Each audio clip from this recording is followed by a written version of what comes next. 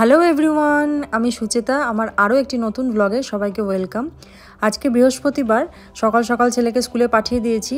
আর এদিকে আমরা দুজনে সেকেন্ড টাইম চা নিয়ে বসেছি। আজকে হাজব্যান্ড ওয়ার্ক ফ্রম হোম করবে, কারণ আজকে আমাদের দুটো ইম্পর্ট্যান্ট কাজ আছে। একটা হচ্ছে আমার মেডিকেল চেক আপ আছে, যেহেতু আমার এমিরেটস কার্ডটা এখনও হয়নি তার জন্য। আর সেকেন্ড কাজটা হচ্ছে আমাদের জিনিসপত্রগুলো আজকে বাড়িতে ঢুকবে।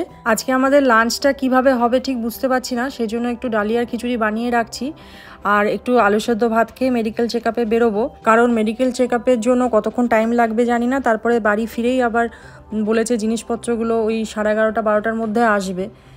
এই এমিরেটস কার্ডের ব্যাপারে একটু বলি। এই এমিরেটস কার্ড যদি আপনার কাছে না থাকে তাহলে কিন্তু এই দেশে আপনার কোনো অস্তিত্বই নেই।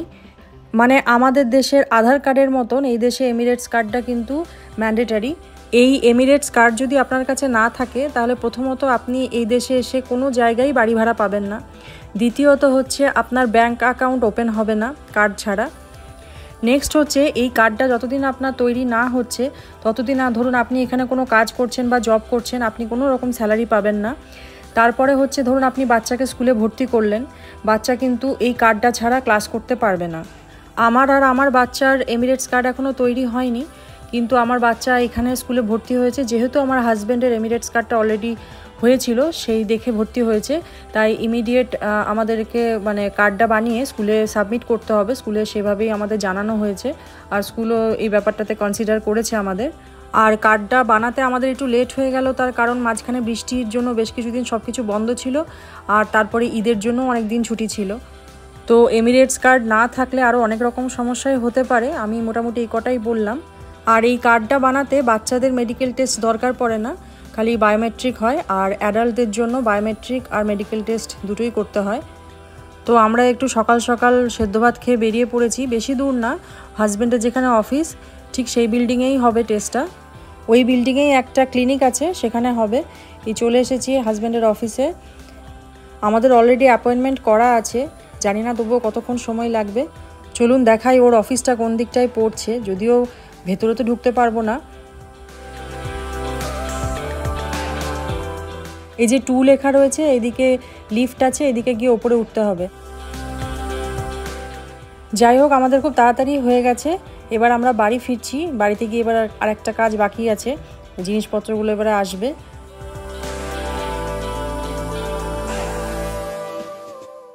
একেবারে যেরকম টাইম দিয়েছিল ঠিক সেই টাইমেই ঢুকে পড়েছে। এখানে কিন্তু সবাই ভীষণ পাংচুয়াল, আমি লক্ষ্য করে দেখেছি। যতবার যে কোনো কাজে গেছি এক্স্যাক্ট টাইমেই কিন্তু সব কাজ হয়ে গেছে আমাদের। যাকে জিনিসগুলো চলে এসেছে, এবার একটু শান্তি লাগছে। বৃষ্টি হয়েছিল মাঝখানে, খুব ভয়ে ভয়ে ছিলাম, কিন্তু এখানে দেখছি এরা এত সুন্দর প্যাকিং করেছে। প্রত্যেকটা জিনিসকে প্রথমে তো বাড়িতে প্যাকিং করেই ছিল, আমরা দেখেছিলাম। তারপরেও আবার জিনিসগুলোকে সমস্ত কাঠের বক্স দিয়ে বা কোনোটা এমনি কার্টনের মধ্যে ভরে ওরা প্যাকিং করেছে। তো মনে হয় না কিছু ড্যামেজ হয়েছে, খুব সুন্দরভাবে জিনিসটা এসেছে। কারণ এর আগেও আমি কয়েকবারই শিপমেন্ট করিয়েছি, অন্য কোম্পানি দিয়ে করিয়েছিলাম। আমরা যখন অন্ধ্রপ্রদেশে থাকতাম তখনও শিপমেন্ট করিয়েছিলাম, তখন আমাদের না অনেক জিনিস ভেঙে গেছিলো। তো তখনও কোম্পানি থেকে ইন্স্যুরেন্স করা ছিল ঠিকই, আমরা পরে কম্পেনসেশন পেয়েও গেছিলাম, কিন্তু তবুও খুব খারাপ লেগেছিলো যে নিজেদের পছন্দের জিনিস বেশ কিছু ভেঙেও গেছিলো। কিন্তু এবারে মনে হয় না কোনো কিছু ড্যামেজ হয়েছে, কারণ এদের প্যাকেজিং সত্যিই খুব সুন্দর। আমি নিজেই অবাক হয়ে যাচ্ছি, এত সুন্দর করে জিনিসগুলো নিয়ে এসেছে। আর এরা শুধু কোম্পানির হয়ে কাজ করে তা না, পার্সোনালিও শিপমেন্ট করায়। এদের কলকাতার অফিসটা হচ্ছে শরৎ বোস রোডে। এই কাঠের বক্সটার মধ্যে মনে হয় গিটারটা আর ছেলের কিবোর্ডটা আছে।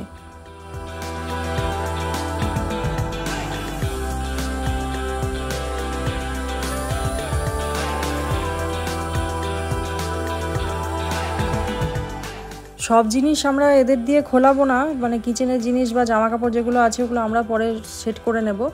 যেগুলো ড্যামেজ হওয়ার জন্য আমরা ভেবেছিলাম সেগুলো একবার জাস্ট চেক করে নিচ্ছি। এই কার্টেনগুলো আমরা পরে ধীরে সুস্থে খুলব।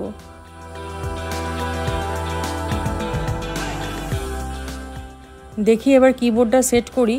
1 মাসের মতন হয়ে গেল ছেলে কিবোর্ডটা বাজায়নি, ভুলে গেছে কিনা আমি তাও জানি না।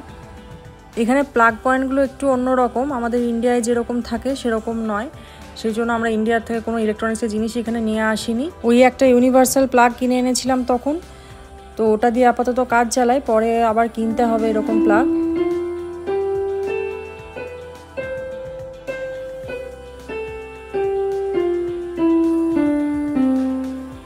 ছেলেকে এখনও বলা হয়নি যে জিনিসপত্রগুলো আজকে আসছে, স্কুল থেকে আসার পর ওর রিয়াকশানটা একবার দেখতে হবে কি হয়।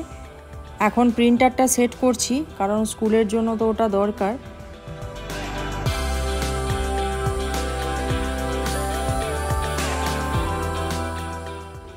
ছেলে স্কুল থেকে চলে এসেছে, লাইব্রেরি থেকে মনে হয় আজকে বই দিয়েছে।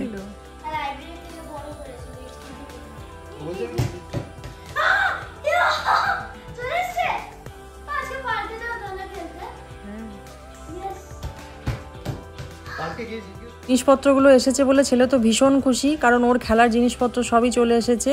দেখুন না, এখনো ইউনিফর্মও ছাড়েনি স্কুল থেকে এসে।